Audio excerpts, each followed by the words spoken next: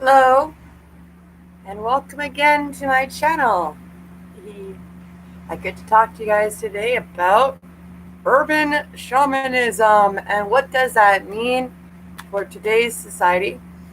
Now, I've included mental illness because, as I've mentioned before in previous videos about talking about shamanism, involves schizophrenia, and from what I've learned and studied and read about from not only my personal experience and from others, um, what that really it's helped me understand a lot about my own self, about my own mental illness, about the things, the traumas that I've gone through. I'm just gonna make this fix up good. Things like that. So I figured it'd be a really good thing to put in here now. Hello, people. Um, so I found a PDF online. I'm not going to share it right now per se. I will share it after at the end of this, or I'll put it in the description afterwards, so you guys can have a look, see, and have a look and have public knowledge and understanding of what shamanism is about. And again, I'm going to emphasize that and say urban shamanism because it's it's I feel like I'll say it in the PDF. I'd have to check to see when it was made or when it was published. Sorry, my bad. I don't know that information. I should actually check that before I came on here. But we're human and we're not perfect. But I wanted to give a taste because I've been seeing that shamanism is becoming more of a topic. Let's say a topic of discussion. Yes, topic of discussion. I like that.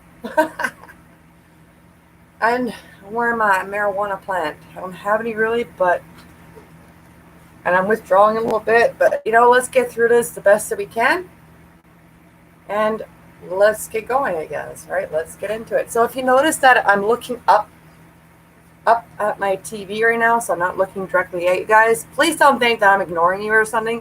As I mentioned before, I have to look up to see this. And if I would have found it on my other laptop, I would be able to like this. But at the same time, I have to kind of read through it. So, whatever. I'm just like, heads up. If I'm looking up this way, it's because my screen is up this way. I've shown you that before. So if you don't believe me, I'll show you again, right? So here you go. So my laptop screen is busted. There you go. See, look. Oh, you're right there. So, yeah. If you're wondering why I'm looking up versus in your direction, well, there you go. Ta-da! So let's get into it. This is a very interesting PDF that I found. I read through some of it. So I like to always dwell into topics of discussion where I don't really know too much in one sense. So I want to, like, you know what I mean? It's more like I want to have a interesting, one second here, interesting, okay. All right, so this person here alone, let me see if I can find when they published this. 1 second here. And this person here, they have, okay. Woo! Woo! Okay, so this has been touched by fire at Phil Hine, 1989, pagan news publication. This conversion to a Acrobat PDF, March 1998. Contact is Phil Hine, Hine, London, UK. Woo! So this is going to be a good one, ladies and gentlemen. So again, I love the fact of like learning something and experiencing with you guys. If you watch this, if you're interested in this, let's get to it. Let's learn together. Let's learn something new together, right? Topic of discussion. Woo, I'm so excited for this. This is what I've been waiting for. Yay! This is what I've been waiting. I just found it today, so I haven't really had a time to look into it. So I'm going to go into first introductions and then personal reflections on urban shamanism. So what I'm going to do right now is going to read 2 parts, since they're not that big. And I will make a part series into this, most definitely, because there's a lot of, and this is like, there's a lot of work in there that I want to work on. So again, this is kind of personally for me, while at the same time I can share with you. You see, I put myself first and then you second, because you should always put yourself first, but like there's a line to know when to draw that, right? You need to know when to draw that line when it becomes egotistical. But that's not the point of this video. This point of the video is about spreading education, man. Spreading, spreading education. So let's get an introduction into the author here. He's going to be talking about okay,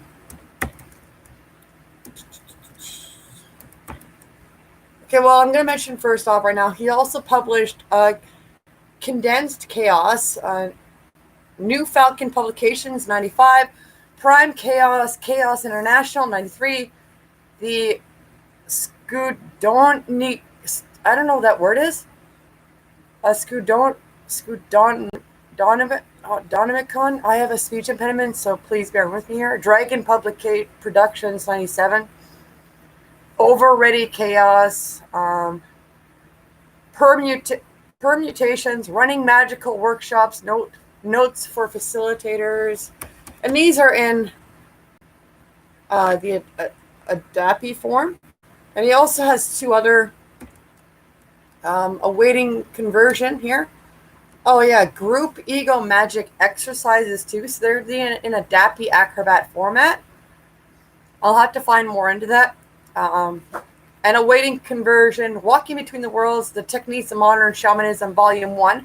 I'm reading volume 3 right now. 2 worlds, and in between the world's technique of modern shamanism. So I say urban, but it's more modern shamanism. I should really put that in the hashtag. I'm going to do that right now. Just give me 1 second, ladies and gentlemen. I'm so sorry. So again, like this is meant for modern shamanism. So I want to make one thing perfectly clear. You don't have to be descendants of, because that's one misconception people go like. It's like, oh, you have to be born into a tribunal. I'm going to call it tribunal because for myself as a Scot, I'm pagan. So that means that in a nutshell is pure shamanist work. Yes. But like we are evolving the shamanism into knowledge that can be presented to the masses if they're willing to open their minds. I'll explain as I get into this, okay? He explains it a bit better than I can. So, and that's the best thing about what I love working about with other people. One person, I'm going to say another thing. One person cannot hold all the information within themselves. We're going to have weaknesses. We're going to have strengths. So by working with those that can help us in areas that we can't figure out, like for example, I can't do astrology because it involves a lot of math. And astronomy is kind of not my strong point either. But I can learn the basics from other people who are familiar with it and make it so like the math part is not really a problem for me. You know what I mean? There's always a way around to learning something. It's not set in stone how to do this. And this has been revised since 1989. And revised, what did I say, in 98, I think I said. So, like, well, I'm not too sure on that. Actually, I'm just talking shit out of my mouth here. Anyways, 8 minutes in, I haven't started anything. Thank you for being patient. As I always say, thank you for being patient. I ramble. Hold on, so get going, Laura. All right. The aim of this book is to get some, my bad, you know what? It's a little hard to read, so I'm just going to get bigger here. Oh, my God. I can't read it when it goes into there. Okay. No. Okay. 1 second here. Can I hide this, please? I can't see when you're in my way. Oh, my God. Okay, I'm going to go up a little bit here and just... So if I'm sitting where it's because it's kind of hard for me to read. But anyways, the aim of this book is to go some way towards exploring the evolving perspective of urban shamanism. And I'm going to go like this because it's quoting it. So I don't want to go air quotes because that means sarcastic. We go like this. Urban. Oh my God. Urban shamanism. It's not really a training manual like its predecessors. So this means that he learned from other people, other predecessors of this style of book. So it wasn't really him. But anyways, let's continue. But gives one viewpoint, and this is for the author, mine, on tackling the problem of living and acting from a broadly shamanic stance within a city culture. Starting out with the premise that shamanic work is less of a purely personal trip and more related to the recovery of a functional role. That and more related to the recovery of a functional role that individuals may kind of play in their community. I have tried to present a clear picture of my own approach in the hope that it may point others, to explore what remains largely unknown territory. This book does not offer any prescriptive, prescriptive solutions to the problems it highlights. We tend to look for easy solutions to problems almost before we fully grasp what's going on. I'm more interested in the development of approaches to situations, which ultimately gives a more flexible approach. Magic for me is a way of enhancing survival in our environment, whether it be open countryside or inner city. There is a race of gnomes, so the story goes, who believe that nothing is possible, and there is a sect of magicians who believe everything is, myself included. Shamanism, and I just want to point out really quickly again, as it's mentioned here before, like there's not many shamans either, but again, like you don't have to be born into a family necessarily. It could be just personal experience. That's a stereotype I want to drop right now. You don't have to be part of a family that has connections to is spiritual. I'm going to say spiritual connections toward this. It doesn't matter. It doesn't matter. Okay? Let me make that perfectly clear. I've met people who are shamanic and they have no history or belief that believe that they're shamanic, but I could pick up on it. And I would tell people, but they would never fully presume. Another thing too, I want to point out really quickly that I don't know, but again, it's mentioned earlier that this is a largely unknown territory. So to say that you believe that old souls, for example, are shamanic too as well, you don't really know that. Okay, there's a possibility that it doesn't matter. There's a possibility because it's unknown territory that we're still even today learning. And I think it's a topic that's not meant to be understood fully. You understand what I'm saying? It's more of a chaos, but in a good way, because chaos can create life. It can take away life and it can create it. Look at Sailor Saturn from Sailor Moon. What does she do? She kills herself to save the scouts and she is reborn, right?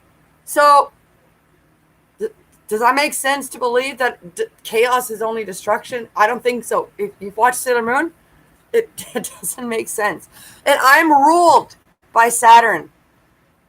Okay, so, and Uranus. I'm Saturn and Uranus. So, it's a pretty deadly combination. That's logic and chaos. Right? Anyways, let's continue. And no, it has nothing to do with my horoscope. It has everything to do with my birthday. Anyways, and that's really true. That the fact that we try to find easy ways to figure this out. And I like the fact that this is not easy to learn. It is not easy to understand. There is no solutions to like what you're experiencing to understand better, to help yourself develop better and help your community. That's what really it is. It's about the fact that we are meant to help the community. Okay, keep that in mind, please. We're here to help and make a difference. Like if you know you're a shaman, you can utilize those powers to help your community evolve. Okay? All right, let's continue. Let's see. Shamanism in its original form developed from early human approaches to survival and evolution. See, again, there's a prime example that you don't have to be part of family or blood ties that are spiritually based, like pagans, or Celtics, for example. Sorry, because there's Druid and there's Celtic, and you have Aboriginal. Okay, so those are examples of families, but you don't necessarily have to. Okay, it doesn't discriminate. It doesn't discriminate or hate, right? So, anyways,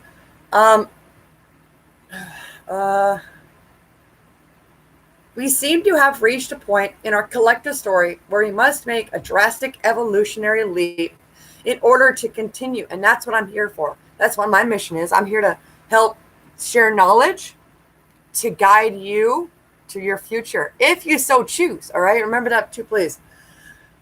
If you're willing and open for this, then by all means, right? You don't have to. I don't care. Shamanic techniques and a broad shamanic outlook can help us here. So there you go. Some sections of this book are to be taken as atmospheric. All right, I'm going to air quote that. Oh God, my speech impediment. Atmospheric. All right, there we go. Text. Some of the sense that I'm trying to put over can only be sidled up to sideways. Also, there isn't space here to describe all the different techniques I'm discussing, so it's up to you to do some follow-up work, which makes sense because you shouldn't expect your teacher to have all the fucking answers and you don't meet them halfway, right? So does that make sense? No, it doesn't. That's called cheating. Anyway, so in the magic realm, it's called cheating, all right? It's worth bearing in mind that it's taken me 14 years of magical training, group work, academic work,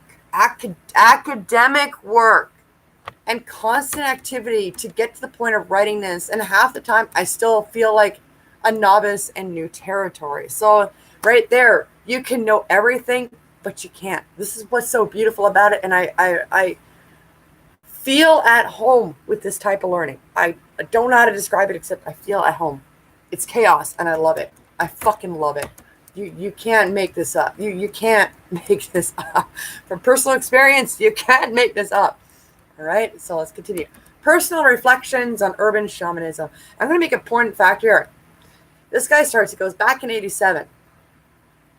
That's a very powerful, magical year, actually. But let me get into that. I was born that year. So anyways, back in 87, and I don't think that was by accident. Anyways, I wrote a brief article for Moonshine on the subject of urban shamanism, tentatively asking the question, can we be urban shamans? And if so, how do we go about it? 3 years on, and I've managed to glean a few personal answers, only to find yet more questions waiting in the wings. One option is to become involved with the weekend workshop scene. First as a learner, then as a trainer. It seems to help if you train under someone who's a name, and then pick up a few credentials such as 4th Gateway Pipe Carrier. Then go and get an alternative therapy qualification, add the magic word shamanic to your practice, and away you go. It's also worth considering a name change. Anything with the words crystal, rainbow, or moon dancer in it is a safe bet.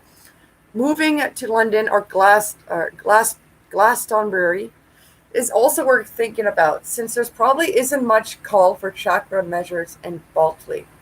This is up in London, UK. The current glamour of shamanism has a very ethnic gloss to it.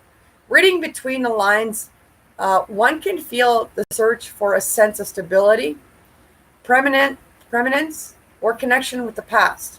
Whilst around us, the rate of social change seems to accelerate every day. No longer physically bound in our cultural landscape, we can choose from myriad shards of belief, from the wisdom based on historical traditions to the myths of rehashed/recovered knowledge. So we're finding this, we're still finding like we do know, but that's also a big part why we don't know, because we're trying to incorporate ancient with today. So that's really what it's trying to say. But there's also a lot of it is from personal other people, passed down from other teachers, and what we've been able to find, like, recover knowledge so far. Our society is becoming too big for us to handle as individuals. Yeah, that's right. The total symbolization of the environment means that we are rapidly approaching information overload. Yeah. Yeah, this is 98. Like, this is like 89. They're not too far off from that. at all today. Oh man, yeah. Will's the social control system of culture. Are fast becoming truly esoteric. In the midst of all this chaos, it is easy to understand and share the yearning for a simpler existence where all is, all at least potentially apprehendable. The other way to developing a shamanic stance is to burrow your way into a community and become a useful person. I'm doing that right now. Useful people, useful people are those who everyone else tells you to go and see when you have a particular problem because it block drains the DSS. I'm not sure what that is, so I'm gonna have to backtrack on this. Or there's something horrible lurking in the cellar. What do you think it is? It's surprising how many people have psychic or otherwise unexplainable experiences that they don't let out to just anyone. For fear of in, in, incredul, incredulity, whatever. Or perhaps too much credulity from others. So I'm going to have to look at what those fucking words mean. I'm going to put right now, I'm just going to copy and paste these words so you can do the research for yourself. I'm just going to copy the whole damn thing. Give me 1 second here so you guys can look it up and see what the fuck. I don't know. Like, it's already mentioned I'm going to have to backtrack on this. So this is just a taste of what the fuck is going on. Okay, I'm just, yeah. Many people tend to view their experiences as the weird, as signs of possible aberration. If you can assume them that this isn't so, that it happens all the time, perhaps relating a similar incident that you know about, then you're well on your way to becoming a useful person. I recall that one of my first big breaks at being classed as useful by my peers came up over a well-known haunted house. I heard tales of moving carpets, banging doors, and creeping presences on the stairs, and promptly stayed in the night there with its sole remaining residents. Okay, there we go. Word must have spread on the grapevine as people started to seek me out, not in droves, mind you, to come and look at the things in their flats and houses, do tarot readings, and generally talk about the intrusions of the uncanny into their lives. I won't pretend it's a living, because it isn't, but it is rewarding in a sense of making connections, learning, and occasionally getting into sticky situations. So yeah, there you go. I love that. So it's not meant to get you rich. Let me get that perfectly straight. This is not a quick rich scheme. It can be used that way, but there's going to be repercussions that come with that type of abuse on magic. If you abuse magic, you are guaranteed to pay for it. You can't just take and not expect to give. I want to make that perfectly clear, okay? And it's not glamorous. Okay? It's not a way of living.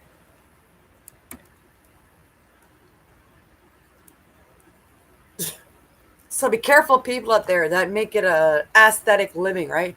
I'm going to say aesthetic. Aesthetic, I think that's how you say it. So careful of people like that.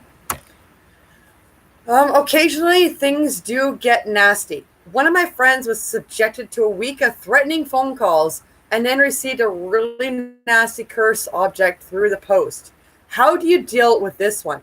Well, the obvious thing to do is some kind of protection for those involved, backed up by what we might call magical. Oh, all right then, shamanic counseling. What they can do to protect themselves, how to curse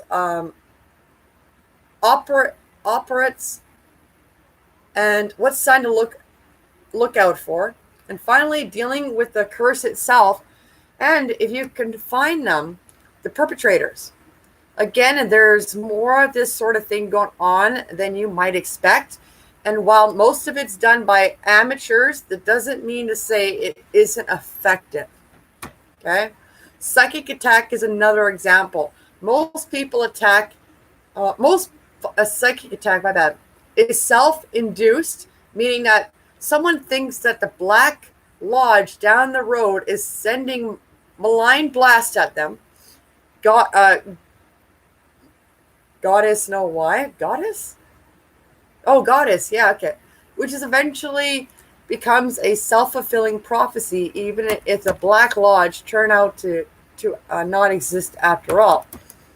From my experience, it seems that most psychic attack, like rape and child abuse, is carried out by people who are known to the victim, such as ex or even current lovers. I've experienced that. It is not enough being able to recognize the signs. You should know the methods of dealing with it as well. It could be life-threatening, especially if someone is becoming suicidal or so confused that they step out in front of a car one day. Something which occasionally props up and may well be on the increase is pagans being prayed over in relays by groups of born-again fundamentalists. A variant is people who get involved with some form of occultism, as I was warning you guys about, or paganism, but not all bad, or indeed any lifestyle that parents or friends find threatening, and find themselves being prayed over, exorcised, and generally told they are possessed by the devil or mad.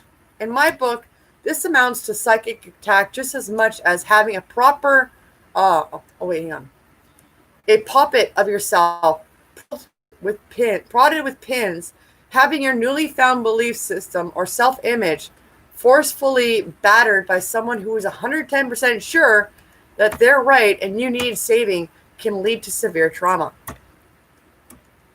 This probably sounds like racy stuff, but it's all happening out there. Magic is alive and well and being practiced in the suburbs, squats and housing estates. What the hell's a squat? This is UK, so there's going to be some words we don't understand. There's an infinite plurality of approach, which is partially why I don't stick to one system exclusively. Having an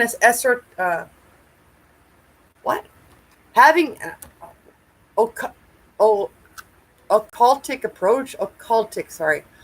and being adaptable to new situations is more useful for me, and I like that too. That's why I like being Wiccan. Healing takes up a large part of my work and is usually the most difficult. There are some things I can do and some things I can't. And it's usually a wise move to say to someone that you don't know the fine details of a subject, but can possibly recommend someone who does. So be careful of false prophets. They may not know what they're talking about. And if you don't know what you're talking about, don't pretend you do. Okay? Having a background in allopathic medicine helps here, as in the case of people who want to know more about the drugs they've been prescribed or the drugs they've acquired in other ways. Healing tends to involve counseling, trance induction, working with body energies, teaching relaxation and centering exercises, getting spirits to take care of specific problems, and occasionally ritual work. Different clients respond to different approaches. So, yeah, some respond better to full-blown ritual, while others prefer light trance work. So there's different types there too. As well, with minimal trappings. Of course, much depends on the situation and the problem. The flip side of shamanic work is dealing out retribution of one kind or another. Historically, in existing shamanic cultures, it's accepted that the shaman or /ka, I don't know what shamanka, occasionally has to roll up their sleeves and get stuck into a situation that, shall we say, murky. Turning curses back onto the people who sent them out in the first place is a prime example. I can do that. The cult is full of people who think they can get away with anything. Oh, you know who you are, buddy. As I said already, and do until someone else puts their foot down. And I'm doing that right now. I'm doing it right now. Let's take an example. A friend of mine has car stolen. It was recovered, but the thieves had taken some items which had great sentiment value. He wanted me to throw a scare into them, not a smoking boot job or anything, but to impress on them that stealing cars was not a nice thing to do. And I've done that through pay. I call it a wicking curse. So it's, anyways. In the end, I set up the situation so that he was the one who gave the thieves a fright by turning up in their dreams. Anyone who's grasping in horror reading this should be aware that this sort of incident is rare. But then again, people in our community tend to stick up for one another. If I'm asked to help out in a situation, I will, and consider it my function in the community. Many situations are unsavory, but by studying each other through the bad times, we learn to appreciate the good times more. All the same, such activities should never be undertaken lightly. For me, the basics of the urban shamanic approach require an ability to adapt in the face of necessity. When walking into a situation, like as not armed, only with my thunderbolt, tarot, and notepad, I try and find my point of power from which to act. The role I will play in the unfolding of events, upfront support, or backstage prompt. I'm a backstage prompt actually. So, once I have found the point from which to work, I try and stick to it, knowing that's the best way for me to influence the situation. Of course, it's rarely that simple. What I can actually do in a given situation is partially defined by my clients. As first step is to look for possible loopholes in what, on the face of it, is a no-win situation. Extreme situations usually require extreme strategies, and people are generally more interested in results than intellectual necessities. That's true. As I've said, don't use one approach to shamanic magic.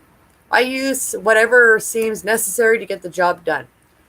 This colors my writing, and I'm far more interested in putting across the general understanding of a subject than describing prescriptive solutions. This is because situations will always outstrip existing prescriptions. The complexity of working in a city easily outstrips current magical realities. They may be great for connecting you with a sense of continued tradition, putting you back into contact with inner wisdom, natural cycles, or eternal archetypes, but often they don't help you deal with the wild cards thrown at you by the urban junkie. Example, a 23-year-old junkie who desperately needs to detox before her heart quits on her asks you to help her magically. Any good answers? I like to hear them, because exercising a house is peanuts compared with human problems. Meeting up with other people's horrors is instructive. It stops you dramatizing your own inner conflicts into cosmic catastrophes. Intervention can of it become an addiction. Eventually, you'll fetch up with a situation with no matter what you do. Situation that no matter what you do, you can't do anything to help out. Trying only makes it worse. Once you manage to convince yourself that you're a shaman, healer, or whatever, and continue to feed that smug little thought, then watch out. You may go rushing in and unwittingly screw things up even more. An acquaintance got addicted to giving hugs. Everyone got big, jolly, reassurance hugs. Now, don't get me wrong. I like hugging. I like a good hug myself, but it's not always appropriate, especially when the person's body language is screaming, "Don't touch me." Look before you leap in the situation, the people, and yourself. Basically, like, don't intrude if they don't want it. Information gathering is a prime importance, so you need to do your research or information gathering, well, basically do your research. You can never have too much of it, and that's so fucking true. I'll talk to anyone or anything from familiar spirits to social workers if it will give me a clear picture or throw up a different slant. All data is potentially valuable, even if on the surface it's got nothing to do with the matter in hand. So learning from all experiences really is a big part of that. Our cities are myths, constantly rewriting themselves and spawning our demons. Incest, rape, child abuse, drugs, poverty. Besides these beings, anything you can attempt into a porta triangle is not comparison, yet we don't seem to have a magical approach to the complexities of city life. We've hardly begun to touch the psychic complexities of urban living, how it affects us and generates weird elementals and sentient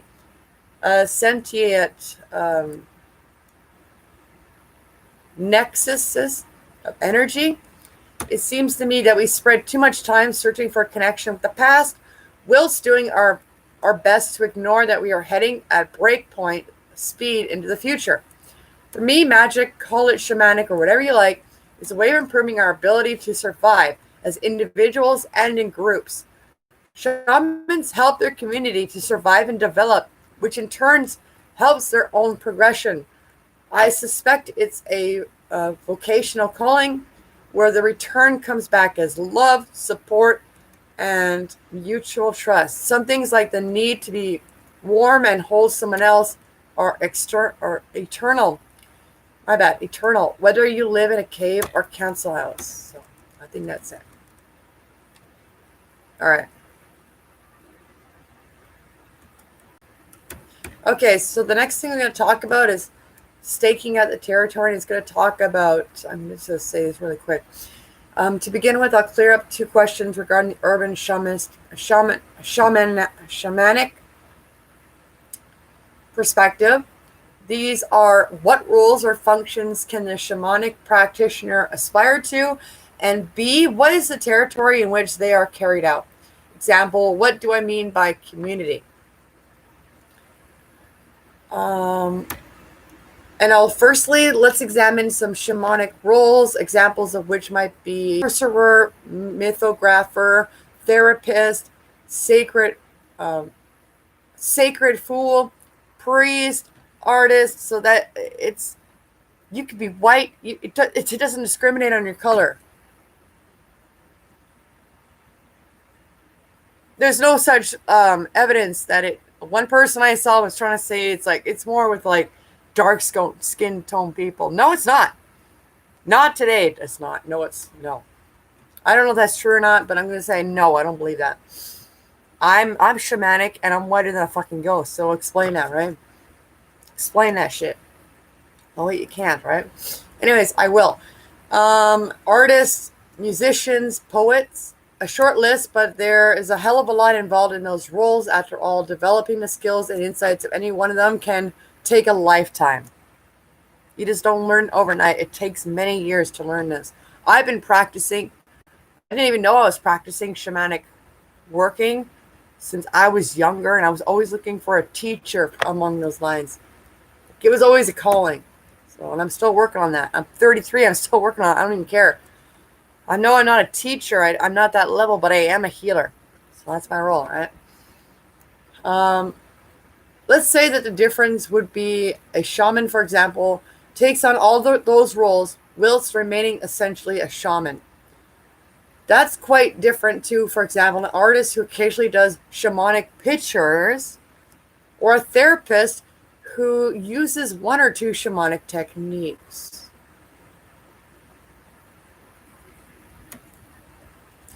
So it's going to get into, it's talking about a sorcerer, amulets, stuff like that. Divination tools. It's going to get more into that. So I'd really like, I'm good at exorcism. So this is like, you don't have to be in everything, right? Assessment, things like this nature talks about what, so again, it's talking about priestesses. So there you go. So we're going to get more into that. Upload that. Well, stay tuned. We'll get more into that. This is what's going to be one hell of a fucking read. Healer. There we go. And that's what I am. I'm a healer. I'm not all of them.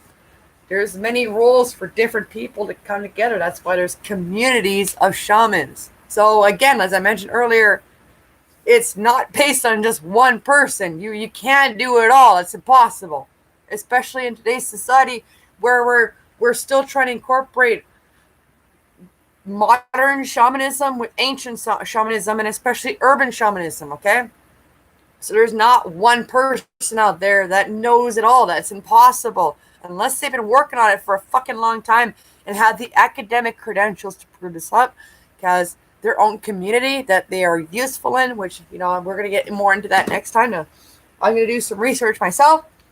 In the midst of this, I'm going to do some side research too as well. So when I come back next time, I am going to be more prepared on this. I just wanted to have this as an introduction to start off with.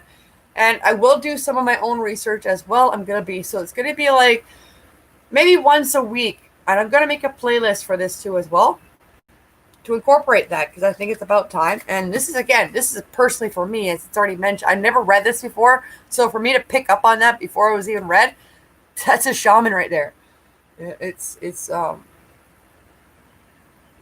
yeah, like anybody can learn, like just a general sense that anybody can learn about shamanism and what it represents instead of shunning us anymore. And I like that. I like the idea that we have technology and that people are more and more now using that technology to learn and educate themselves. Like, I made a hashtag about that. There's no excuse. Hashtag no excuse for you not to educate yourself about something. On top of that, you can just admit, I don't want to learn about it. Okay, fine, cool. All right, moving on, right? Like, that's all you got to say. All right, moving on. So be wary. And I'm here to stop any of you guys fucking shamans that have been, again, I'm the ball breaker, bitches. I'm going to break the chains that have been brought on to humanity, because I have the knowledge and I'm learning it as I'm speaking it now, and I'm still growing. Even all the work and every experience in my life that has taught me up to this point to be able to help you guys moving forward and enhance my healing abilities, whilst sharing the knowledge I have for you guys to help yourselves. All right, you can teach a man to fish, but you shouldn't do the fishing for him, right? Whatever the saying goes, I don't know. That's what I'm going to say. You can teach a man to fish, but don't do it for him, right? Makes sense? So, yeah. I hope you guys enjoyed. I know I fucking did. This looks very interesting to look into. Again, I will next time around, which again, when I upload it, I'll upload it when I feel like it. Whenever the fucking time calls me to do it. I don't follow fucking structure. I'm an agent of chaos. I work on my own schedule whenever I feel like it's time to bring that up. But mind you, I should practice more technical. What's that word? Practicality. There we go. I should practice more practicality. So I think with this here, I'm gonna do this as a weekly, once a week. But right there too, I'll say once a week. So stay tuned. All right. Oh yeah, I should put that in there and smoke. It's a bad thing, it's 18 plus. But so yeah, that's a taste of what chapter. It's chapter 3. So we did introduction, personal reflections. So yeah, so that's like, well, chapter 2. Okay, I don't know if introductions. Chapter 2 of this book, and we're getting more into depth. I meant staking out the territory. So we're going to get into the territory of healers, sorcerers, that kind of thing. So stay tuned for that. Hope you guys enjoyed. If you like it, give it a thumbs up. If you got an opinion about something, please make a comment down below. I love to hear different perspectives. Even if you don't agree with me, and if you can be constructive on your criticism, then I'm really open, and I appreciate that more than criticism that stems from based on your egotistical needs. Okay, does that make sense? If you want to share, I really don't care if you share it or not, actually. I'll share it. More than anything. I'm sure you guys won't share it. But if you decide to share it, thank you for the share. Click subscribe. You know what, too? I don't even care to say click subscribe and give me a thumbs up and all that other shit. I'm not here for that. You can do whatever the fuck you want. How about that one? Okay? I'm just here to have fun and to learn for myself, not necessarily for you guys anyways. This is for myself. So I'm not gonna take all that back. You can do what the fuck you want. Okay? So be good to each other, be nice to each other for the most part. I know there's free will and you don't have to be nice, but I'm just asking you nicely to be nice to each other. And make a quick point that this pandemic has really taught people to be more independent, learn to just earn and read between the lines what people are saying, and learning that aesthetics is not everything.